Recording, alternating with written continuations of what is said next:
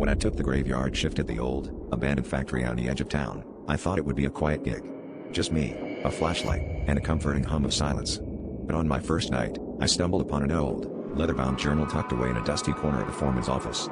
Its pages were yellowed and brittle, filled with meticulously written entries. As I flipped through, I noticed something spine-chilling. Each entry detailed the events of my night before they even happened. The journal spoke of the creaking noises, the flickering lights, and even the shadow figure I saw lurking by the rusted machines.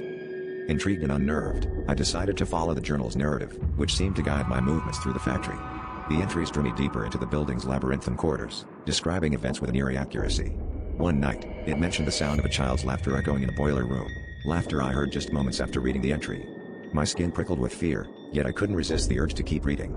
The journal became a map, leading me through the ghostly remnants of the factory's past rooms filled with long-forgotten machinery and scent of decay. Then, I reached the final entry.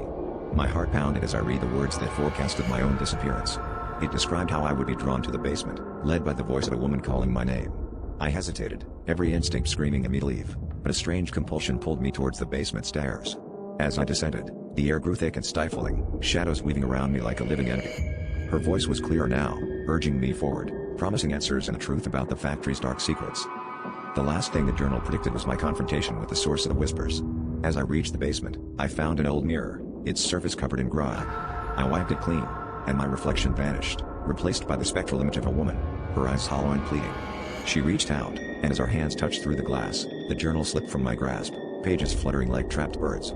The air rippled, and the factory's walls seemed to close in around me. My vision blurred, and in that moment, I understood.